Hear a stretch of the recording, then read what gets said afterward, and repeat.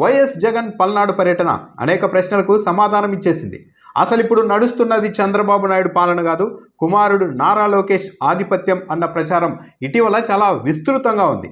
దీన్ని నిజం చేసేలాగే పరిణామాలు కూడా ఉంటున్నాయి. ఇటీవల జగన్ను అడ్డుకుంటే పరిస్థితుల్ని మరింత రెచ్చగొట్టినట్టు అవుతుందని, దానివల్ల ప్రయోజనం లేదని చంద్రబాబు నాయుడు అనుభవానికి బాగా తెలుసు. కానీ బహుశా జగన్ను అడ్డుకోవాలన్న వ్యూహం నారా లోకేష్దే కావచ్చు. టీడీపీ వాళ్ళు కూడా చాలా ఉత్కంఠగా ఎదురు చూశారు.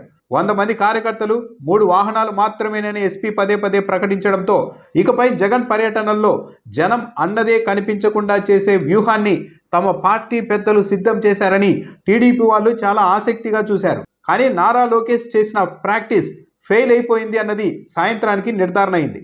అధికార పార్టీ ఆశించినట్టు ఈరోజు 100 మంది పోలీసుల సాయంతో జగన్ పర్యటనకు స్పందనను 100 మందికి పరిమితం చేసి ఉంటే ఇకపై జగన్ ఎక్కడికి వెళ్ళినా ఇదే ఫార్ములాను ప్రభుత్వ పెద్దలు అప్లై చేసి ఉండేవారు. వీలైతే 1000 మంది పోలీసుల్ని కూడా మోహరించేసి జగన్ ఎక్కడికి వెళ్ళినా సరే ఆయన దరిదాపుల్లోనికి కార్యకర్తలు కానీ ప్రజలు కానీ అభిమానులు కానీ రాకుండా చేసేసి, జగన్మోహన్ రెడ్డికి జనాల్లో స్పందన తగ్గిపోయింది, అందుకే 100 మంది కూడా రావడం లేదంటూ ప్రచారం చేసి వైసీపీని దారుణంగా డిఫేమ్ చేయాలి అన్న ఆలోచన కూడా చేసి ఉండేవారు. కానీ ఈరోజు ఆ ప్రయోగం మొదట్లోనే వికటించేసింది. పైగా పోలీసులు రోడ్డు మీద అడ్డుకుంటే 100 మంది తమ ద్విచక్ర వాహనాల్ని పొలాల మీదుగా మళ్లించడం ఈరోజు చాలా నిశితంగా పరిశీలించాల్సిన అంశం. ఏ పార్టీ కార్యకర్తలైనా క్షేత్రస్థాయిలో ఉంటారు, సామాన్యులతో కలిసిమెలిసి తిరుగుతూ ఉంటారు. సామాన్యులు ప్రభుత్వం గురించి కావచ్చు, ప్రతిపక్షం గురించి కావచ్చు, ఏమనుకుంటున్నారు అన్నది కార్యకర్తలకి బాగా అర్థమవుతుంది.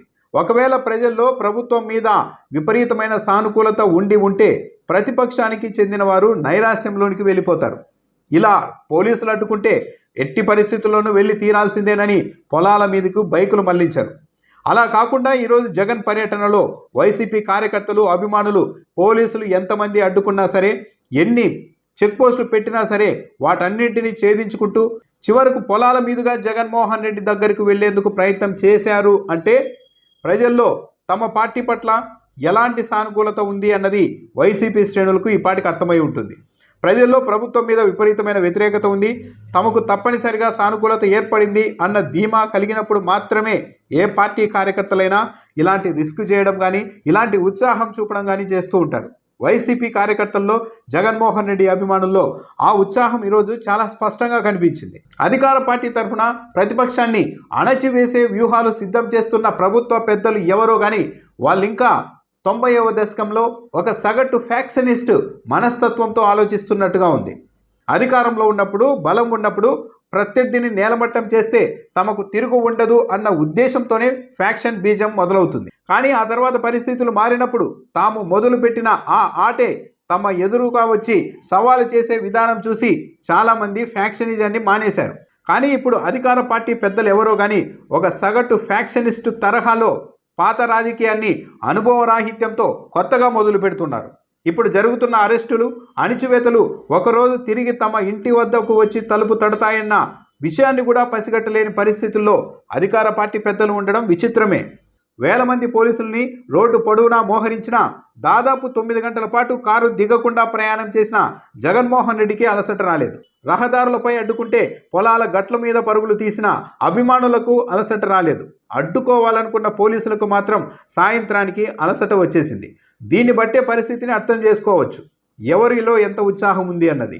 జగన్ ఎక్కడికైనా వెళ్తాను అంటే వెళ్ళు అని వదిలేస్తే కార్యక్రమం ఒకలా సాగుతుంది. అలా కాదు, అడ్డుకుంటాం, 100 మందికి మించి రానివ్వం అని అధికారం చూసుకొని పట్టింపులకు వెళ్తే ఇదిగో ఇలాగే నిద్రపోతున్న వారిని, మనకెందుకులే అనుకొని పడుకున్న వారిని కూడా నిద్ర లేపి రోడ్డు మీదకి రప్పించినట్టు అవుతుంది.